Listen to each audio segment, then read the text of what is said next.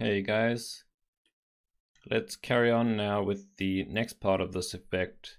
So in the previous video we tackled the electricity stuff, so that's still here and I think is working pretty well. And in this one I want us to take a look at adding some reactionary dust to the whole effect. So at that point we'll have at least two volumetrics that get lit up by the electricity.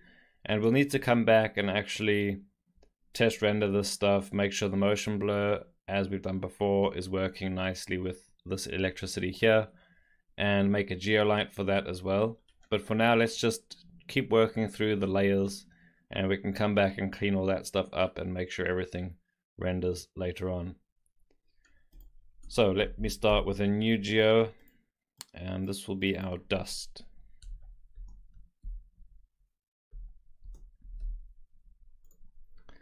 And then a few things to start. Let me just grab the object merges from one of these other ones here. So we've got our shock waves, our environment point cloud, we've got the environment itself, and this is the drone. So we'll probably be needing all of those. At least we have them all here ready to go.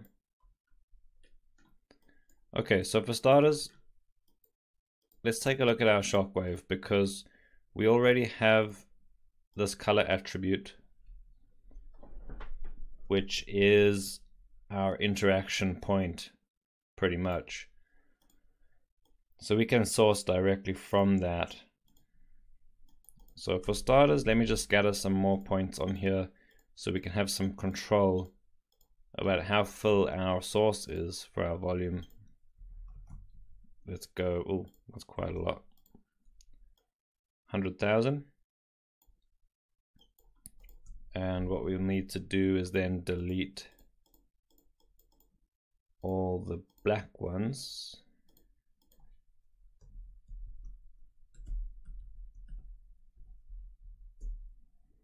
Okay, so we can have some, I've done 0.5 so that we're keeping some variation in the intensity here. We can base the density attribute off of the color, so we get some variation there. Before I delete anything, I'm just going to put down a wrangle and set an ID based on our points. It's always, I mean, it's good practice. I don't know if we're going to use the ID in here or not, but it's kind of something I usually just make sure I've got before I start removing points.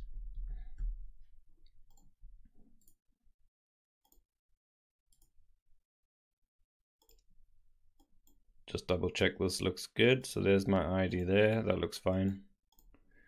Okay, and then we remove everything except the points that are interacting with the environment.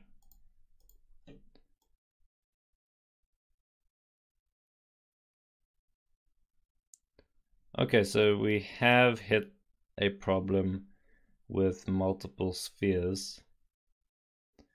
Because we're scattering 100,000 onto 3 spheres, but 2 of them are just scaled down very tiny. So I'm not sure what the scatter is actually doing. But the second sphere and then the third one definitely have much fewer points than the first one, so we need to fix that. And that's when the assemble step of dropping this down so that we get a name attribute for each sphere will come in handy. So essentially here we assemble, so it's basically putting every disconnected piece into its own attribute. So if I middle click here, we can see we now have a name attribute and there's 3 unique names. So that's 1 for each of our spheres. And then I'll need to put this in a for loop. So I'll say for each named primitive.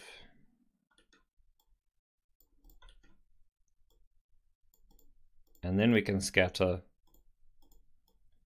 and do all that and then check the result down here. So we have Now, because we're saying for each sphere, scatter 100,000 points and then merge them all back together.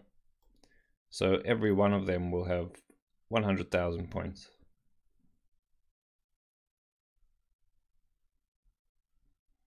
So there we go. That looks better. Is there anything else we can do inside this loop? We might as well take the drone here and do the same thing we did with the other setup, and that's base a color based on the distance. Because if I look at this over here, something I definitely don't want to do with this reactionary dust is keep sourcing it throughout. So once we're back here, if I just keep sourcing dust from the edge, then I'm gonna have one huge sim running all the way down here. So like I was saying with the density attribute with the color, we can multiply that color down based on the distance from the drone to make sure at some point, as the point cloud gets far away from the drone, that density becomes 0 and we don't need to worry about it.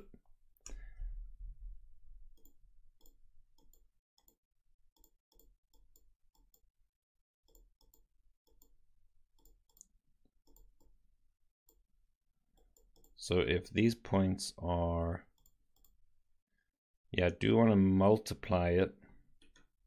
So I'm just trying to think of the best way. Well, there we go.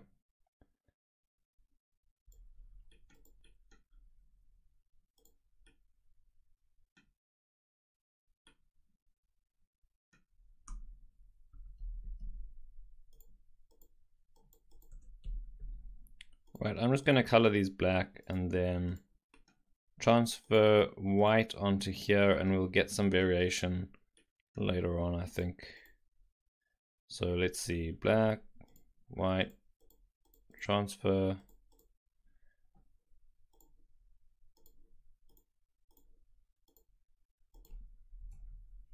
So we need a decent distance, but something. Let's take a look at this. Something that gives us a lot of coverage, but it's not going to break the sim basically with too much. So why am I not seeing anything? Oh, okay. So I'm trying to get an idea of how much of the environment I'm actually taking up here.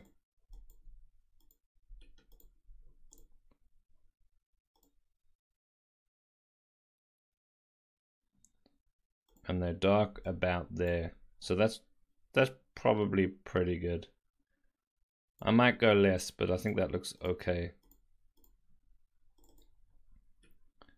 All right, so we've got that. And then we can also, just to make things quicker, we'll delete. As soon as it turns completely black, we'll remove the point.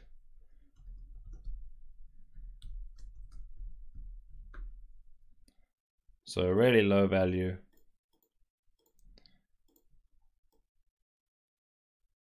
And then once it's completely black, it's gone.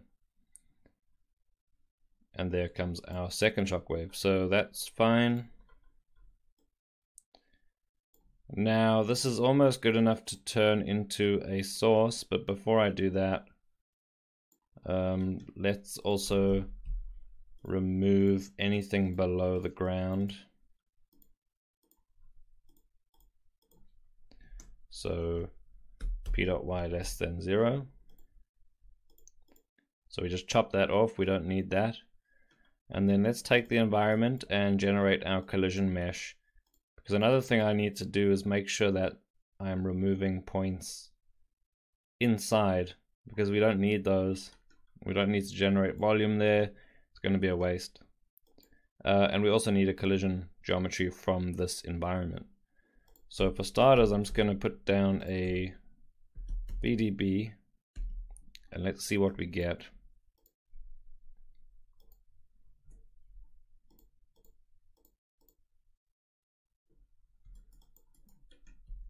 Okay, that's not too bad. We will have some issues with this ground because it's just a plane, I guess. Everything else looks alright, so I'm gonna just take this environment and delete.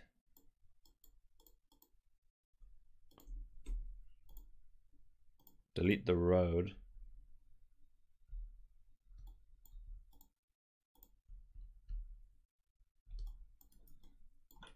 Okay.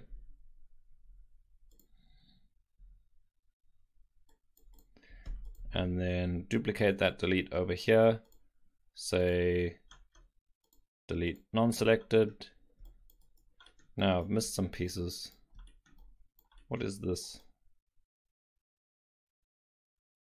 I guess that's fine. Or is it? Let me try that again.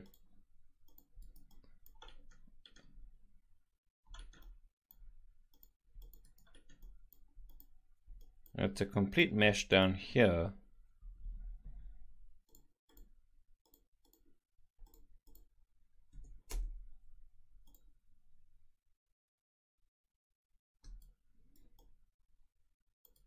Just trying to see what this model actually includes.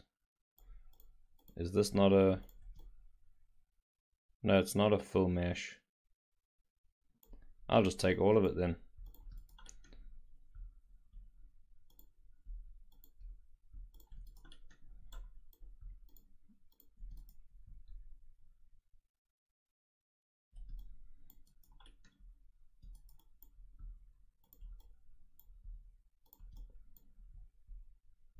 Right, I'm just making sure we have some kind of a constant top because I want to extrude this down as well. Let's just run with that. Okay, so we have one that's removing the road and we have one that's keeping the road, and I'll put down an extrude volume and just get some depth over here.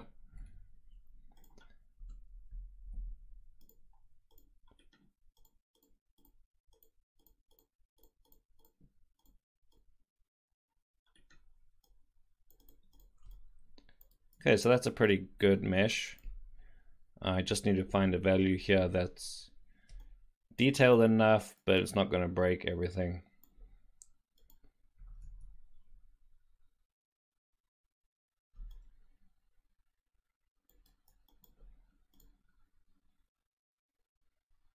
So it's not the perfect mesh to try and do a VDB on over here, but we don't need anything insanely accurate. I just need enough to collide with.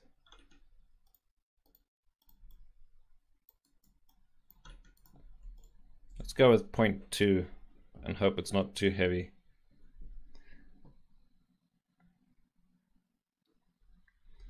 Okay. Right, so that's good. And what I can do now is take my source points and let's use a group. Plug this volume in, and I can set here points and enable bounding and use volume. So that just uses this VDB volume, this SDF, as a mask for the group. So those points now fall inside of that geometry. So those points are inside that car. So I can just delete that group now.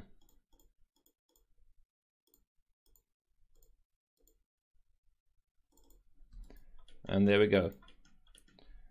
So we won't have any points unnecessarily existing inside of objects, at least. Probably not 100% accurately, but it's good enough. And the other thing to look at here is obviously this source is way too big in terms of height. I'm actually going to need something as close to the environments, like the ground, as possible. So I could do my usual, where's my environment here? And I'm going to split, actually I'm going to use the point cloud for accuracy here.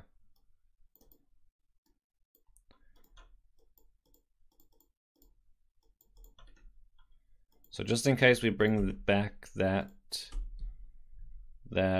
ramp on the color, I'm just going to plug this in separately and multiply the color. So I'll show you what I mean. So let's make the environment white and our source black.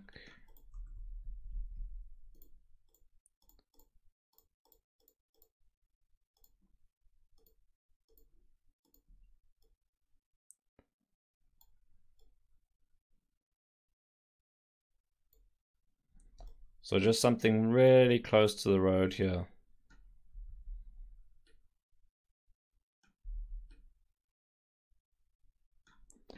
And then we can take this version and do our multiply by second input. So we say CD. Oh, we need to multiply it anyway, don't we? Because we have the fall off in the color based on the distance from the drone. So we need to say multiply CD by the second input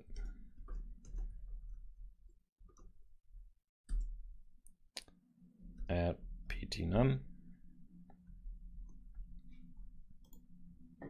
So now it's very close to the ground, but it still falls off based on distance. And then on top of that, let's actually set our density attribute.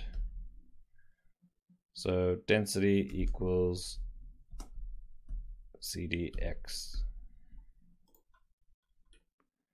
Okay, I think that all looks pretty good. Let's save, and I'm going to use the shelf tool now just to generate our initial DOP and all of its sourcing.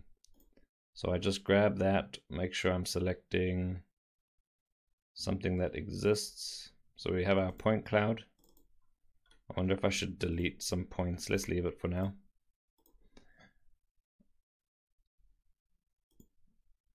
And I'll use billowy smoke. And then I'm just going to take this stuff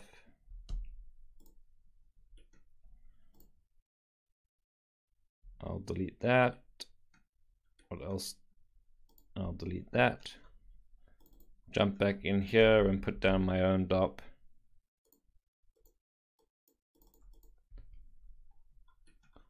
And just do something like this. So just to quickly create every node I need there. Shelf tools do come in handy. Alright, so let's just check that we don't have any channel references here that are broken. That all looks fine. And I'm just going to set the start time to 170. So let's check our source.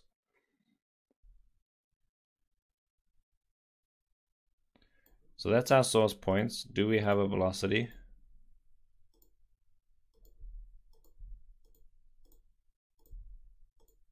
Yes, so that's good.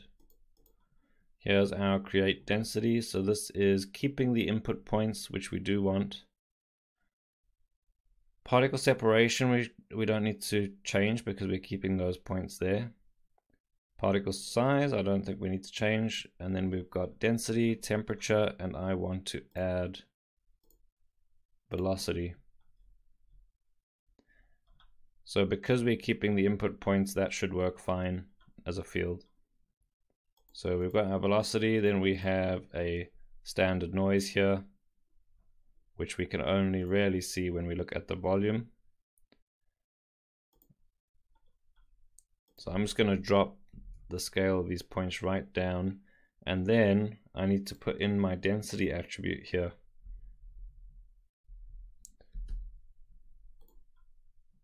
There we go.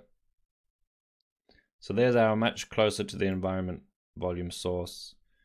Might be a bit too small. And I think that's all we need. We can just double check this noise. So that's adding something. Maybe doesn't need to be so extreme. You can also square off this over here, maybe multiply it.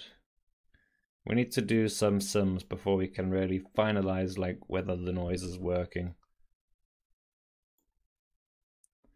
I'm gonna go pretty subtle for now.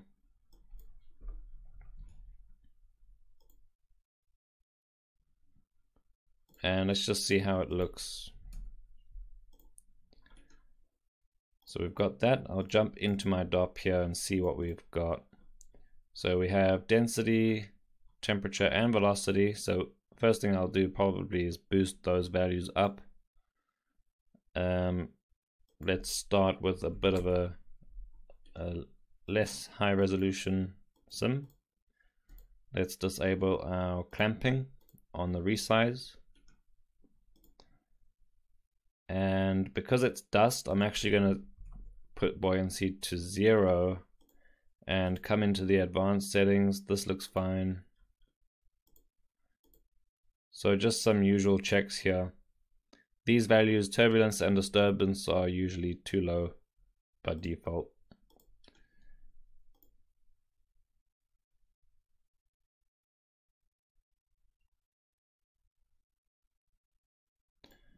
Okay, that didn't work.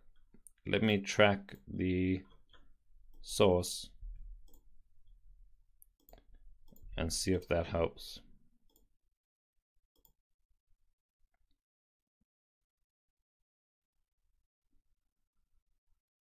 So it does help, but it doesn't really look very interesting. So I'm going to broaden this source a little bit.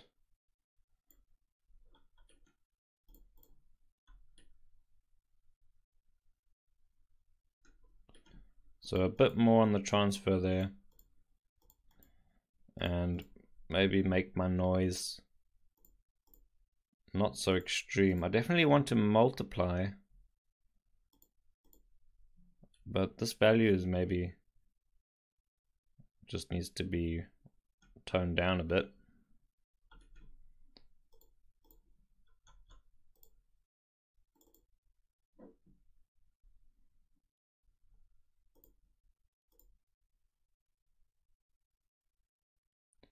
Okay, that looks it looks a little bit better in terms of getting enough information from the source, but I need to boost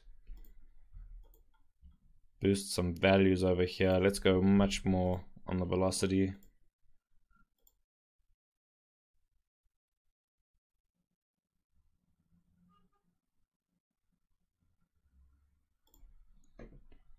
Okay, we need to make sure that we get some kind of reaction from this dust, so it needs to be moving out. So it is doing it slightly.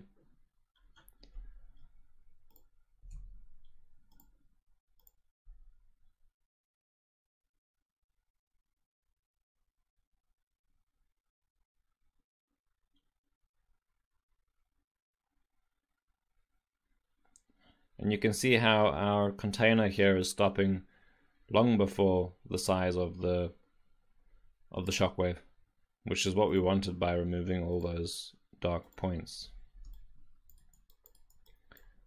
Okay, so this is kind of working. Let's put in the collision object and see if that helps as well. So should I use... I'll just do my own.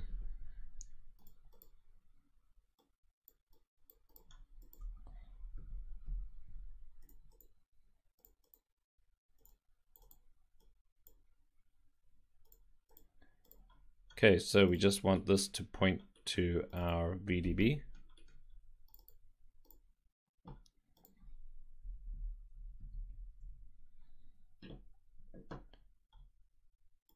And let's double check these collisions. That doesn't look great.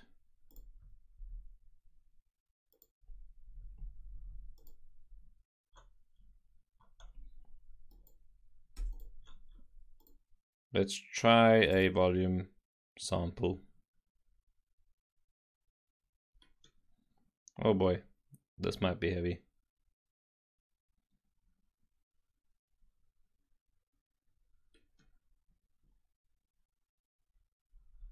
Oof. That's very detailed. Hopefully it only needs to generate that once.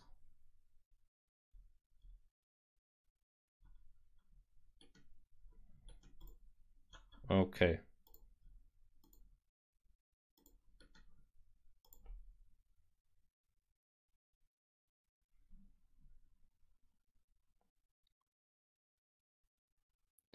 So the collisions do seem to be working fine. The question now is a matter of impact velocity. So does that dust feel like it's fulfilling our main goal of making the shockwave feel impactful? So that means introducing enough velocity. Density at this point doesn't really matter except from a simulation perspective, where the density is affecting the way the simulation moves. Turbulence, kind of important, like we're outside. I won't bother with adding wind, but it should feel pretty turbulent just because of the high velocity as well.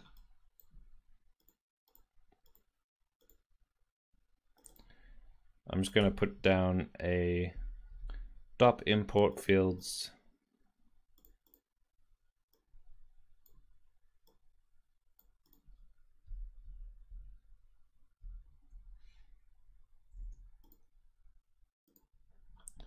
So we don't need color, we don't need fuel, heat, temperature, rest. We'll just keep velocity and density.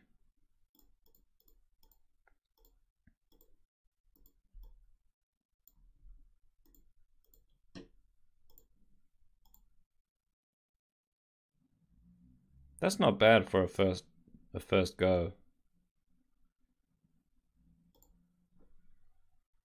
It could just be a little bit more extreme. So I could, for one, increase my velocity scale here on the source itself. We could jump in. I'm actually going to just reduce the resolution of this VDB quickly. There's no need for it to be so accurate here while we're testing.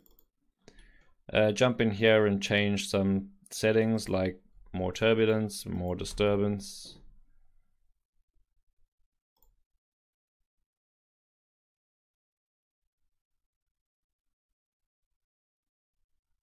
So it's pretty low res now, so it might be difficult to finalize these kind of settings. But you'll be surprised how disturbed a convincing dust sim is. So trying to reduce stuff like these stretched out areas and plumes, obviously, is mainly working with the turbulence and disturbance. If you've been following any of the other current workflows for dealing with pyro, there's some pretty neat tricks to get a lot more detail into these high velocity areas as well. So I'm just going to check for now the size of my turbulence here.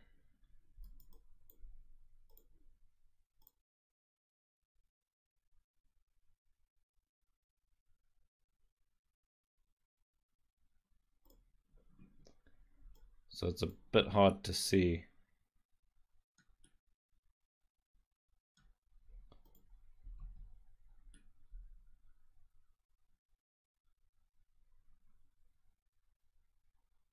I think because I'm going with a very high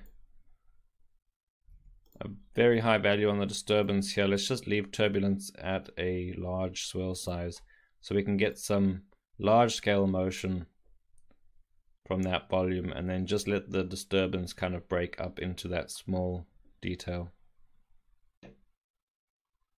I'm not too worried about the substep issue. As long as we can get enough force in there, it should be fine. Which is another thing I want to check quickly before we wrap this up, is just make sure our velocity is coming through nice and strong.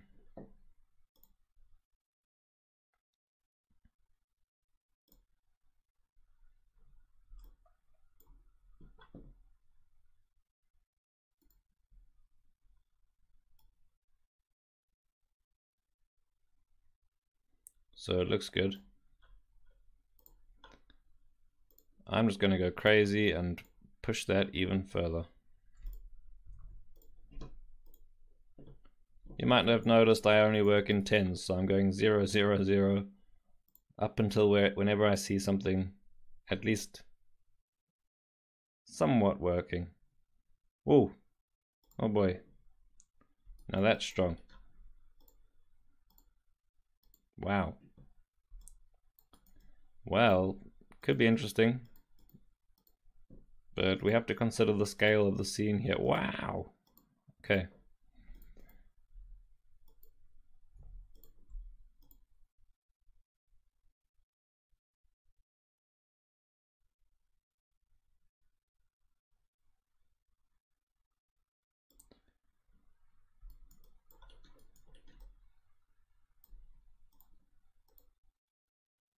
Okay, that's not too bad. So what I'm going to do now is I'm actually going to, now that I'm sort of happy with a base, we start to tweak down slowly the division size, which means I can make my source a little bit more accurate. So I'll drop this a little.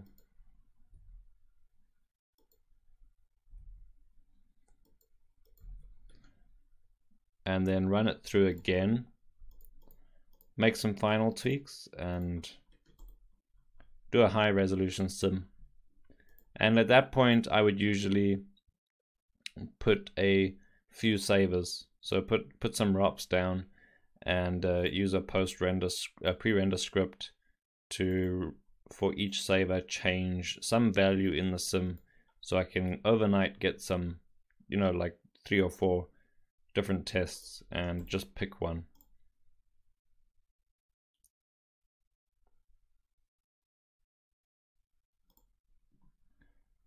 So let me flipbook this and we can just see what we've got.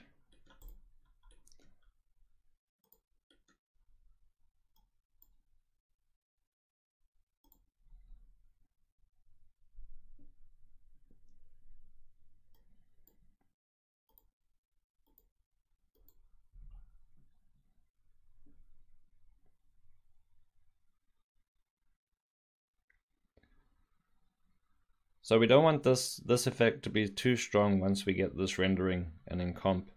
Otherwise it feels like some sort of wasteland that's covered in dust and it's been in the desert for 100 years.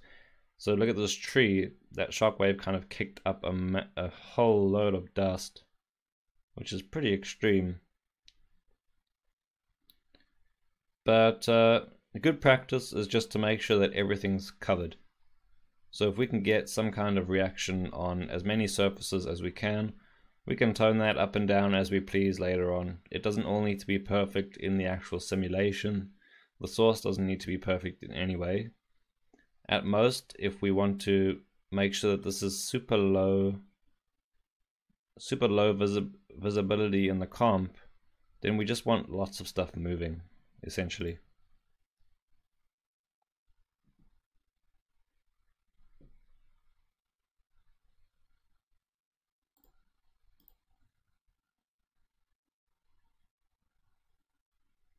I particularly like the effect that the other velocity fields have on existing dust.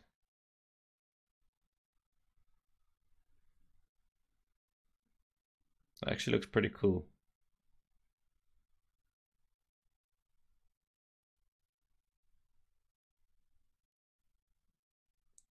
I'm pretty happy with that. I think I'll go and spend some time actually doing writing out some high resolution sims. Because obviously it's easy to say it looks decent when we're looking at it like this, but how does it look when it's high res?